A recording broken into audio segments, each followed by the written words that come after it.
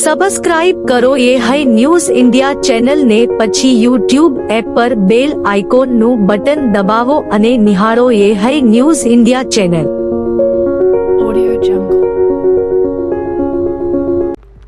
બનાસકાંઠા જિલ્લાના ધાનેરા તાલુકામાં છેલ્લા ઘણા દિવસોથી વાદળછાયું વાતાવરણ છવાયેલું હતું. સાથે ગરમીનો પ્રકોપ લોકોને ખૂબ જ સતાવી રહ્યો હતો. ગરમીની તેજીથી લોકો ઘરમાં પણ શેકાઈ રહ્યા હતા. આજ બપોરે વાતાવરણમાં અચાનક પલટો આવ્યો હતો અને ધાનેરામાં મેઘરાજાએ હાથ ખોલીને વરસવાનું શરૂ કર્યું હતું. ધોધમાર વરસાદ પડતા આખા વિસ્તારમાં ઠંડકનો માહોલ પ્રસરી ગયો હતો. ગરમીથી પીડાતા લોકોએ રાહત અનુભવી હતી. વિશેષ કરીને નાના બાળકોમાં ભારે ઉત્સાહ જોવા મળ્યો હતો. અનેક બાળકો વરસાદી પાણીમાં મસ્તી કરીને નહાતા જોવા અને આનંદ વ્યક્ત કરતા નજરે પડ્યા હતા. હાલાકી વરસાદના કારણે ધાનેરાના ઘણા વિસ્તારોમાં પાણી ભરાવાની પરિસ્થિતિ સર્જાઈ હતી. રોડ પર પાણી ભરાતા વાહન ચાલકો અને રાહદારીઓએ મુશ્કેલીનો સામનો પણ કરવો પડ્યો હતો.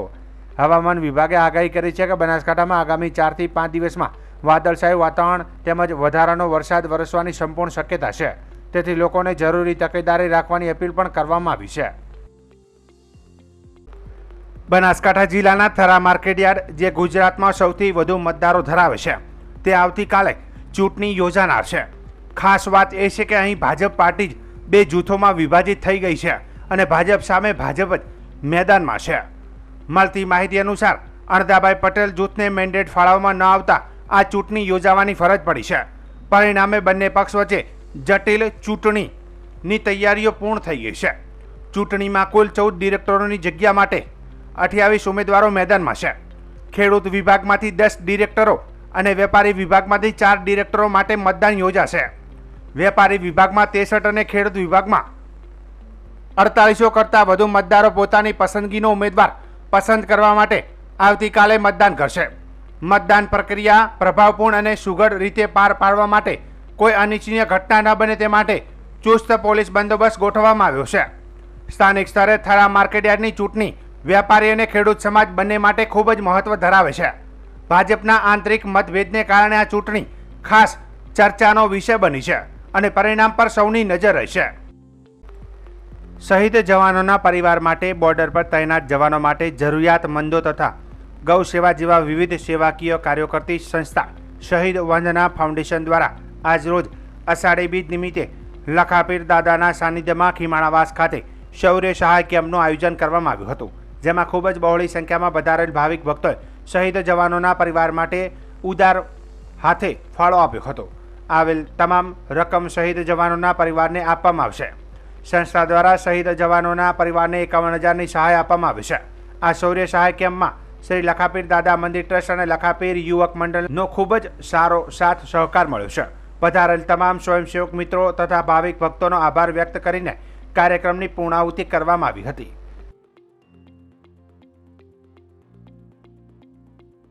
હવામાન વિભાગના જણાવ્યા અનુસાર ગુજરાત રાજ્યમાં 7 દિવસ વરસાદ રહેવાની શક્યતા છે.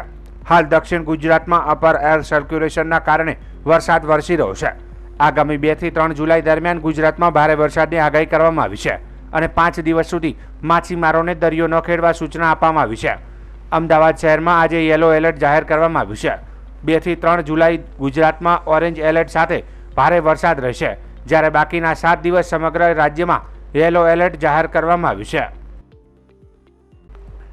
ઓડિશાના પુરીમાં જગન્નાથ ભગવાનની રથયાત્રા દરમિયાન શ્રી ગુડીચા મંદિરની પાસે આજે સવારે થયેલી ભાગદોડમાં 2 મહિલા સહિત 3 શ્રદ્ધાળુઓના મૃત્યુ થયો છે અને 80થી વધુ લોકો ઈજાગ્રસ્ત બન્યા છે. ઓડિશાના ડીજીપીએ જણાવ્યું હતું કે ઘાયલોને નજીકની હોસ્પિટલમાં લઈ જવામાં આવ્યો છે. ઘાયલોમાં 6ની હાલત ગંભીર છે અને શબને પોસ્ટમોર્ટમ માટે મોકલવામાં આવ્યો છે અને ભાગદોડની તપાસ કરવામાં આવી રહી છે.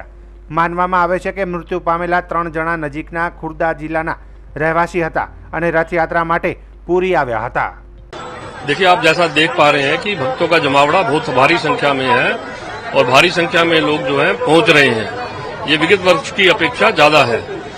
सुबह के समय में जो घटना घटी है उसकी जांच की जा रही है. कब क्यों हुआ, कैसे हुआ, क्या कारण रहा है, उस सब तथ्यों को जो है उजागर करा जाएगा. ફિટ ઇન્ડિયા મુહિમ અંતર્ગત દેશભરમાં સન્ડે ઓન સાયકલના કાર્યક્રમો યોજાઈ રહ્યા છે.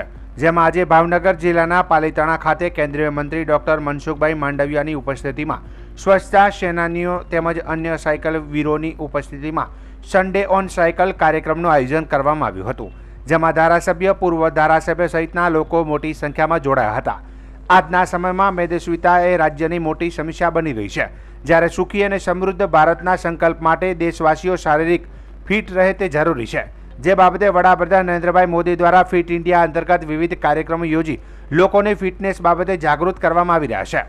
જેમાં આ રવિવારે દેશભરમાં 6000 સ્થાનો પર સન્ડે ઓન સાયકલના કાર્યક્રમો યોજાયા હતા, જેમાં ભાવનગરના પાલીતાણા ખાતે કેન્દ્રીય મંત્રી ડોક્ટર મનસુખભાઈ માંડવિયાની ઉપસ્થિતિમાં યોજાયેલા કાર્યક્રમમાં પાલીતાણામાં સ્વચ્છતા સેનાનીઓ, NSS અને માય ભારતના યુવાનો સાથે મળી ફાઇટ ઓબેસિટીના સંદેશ સાથે સાયકલ યાત્રા યોજી હતી. મંત્રીએ આ તકે કહ્યું હતું કે હું પોતે પણ સંસદ સાયકલ પર જાઉં છું, જ્યારે સાયકલે હવે લોકોએ જીવનમાં કાયમી સ્થાન આપી ફિટ ઇન્ડિયાના સ્વપ્નને સાકાર કરવાની અપીલ કરી હતી. પાલીતાણા ખાતે યોજાયેલી 27માં સન્ડે ઓન સાયકલ યોજી સાયકલ યાત્રાનો પ્રારંભ પાલીતાણા શહેરના બજરંગદાસ બાપા ચોકથી થયો હતો અને સરવૈયા ફાર્મ ખાતે પૂર્ણાહુતિ પણ થઈ હતી. મોદીજીના ફિટ ઇન્ડિયા મૂવમેન્ટને આગળ ધપાવવા માટે સમગ્ર દેશની અંદર સન્ડે ઓન સાયકલનો કાર્યક્રમ થાય છે. સન્ડે ઓન સાયકલ દેશની અંદર એક અભિયાન બની ચૂક્યું છે. આજે સમગ્ર દેશની અંદર 6000થી વધારે સ્થાનો પર સ્વચ્છતા સેનાનીઓ, યાને કે જે આપણું નગર સ્વચ્છ રાખે છે, આપણું શહેર સ્વચ્છ રાખે છે, આપણા આરોગ્યની રક્ષા કરે છે, એવા સ્વચ્છતા સેનાનીઓ સાથે આજે સન્ડે ઓન સાયકલનો કાર્યક્રમ યોજાયો. મારી બાજુની અંદર પણ સ્વચ્છતા સેનાનીઓ છે, જે મારા પાલીતાણા નગરને સ્વચ્છ રાખવા માટે હંમેશા કાર્યરત હોય છે. એના સન્માનમાં આ કાર્યક્રમનું આયોજન કરવામાં આવ્યું છે. સન્ડે ઓન સાયકલ સ્વચ્છતા કર્મીઓ સાથે કરીને અમે મેસેજ દેવા માગીએ છીએ કે સાયકલ એ નાના માણસનું વ્હીકલ ના રહેતા આપણા સ્વાસ્થ્યના રક્ષક તરીકે આપણે એને જોઈએ, આપણી ફિટનેસ સાથે આપણે જોઈએ. દુનિયાની અંદર કોઈ વ્યક્તિ મોટો હોય યા નાનો હોય, એ સાયકલ લઈને પોતાના કામકાજના સ્થાન પર જતો હોય છે. પોતે સાયકલિંગ કરીને પોતે ફિટ રહેવા માટેનો પ્રયાસ કરતો હોય છે. તો ચાલો આજે સન્ડે ઓન સાયકલની મૂવમેન્ટ સાથે આપણે જોડીએ, ફિટ રહીએ, સ્વસ્થ રહીએ, દેશને સમૃદ્ધ બનાવીએ, મોદીજીની ફિટ ઇન્ડિયા મૂવમેન્ટને સફળ કરીએ.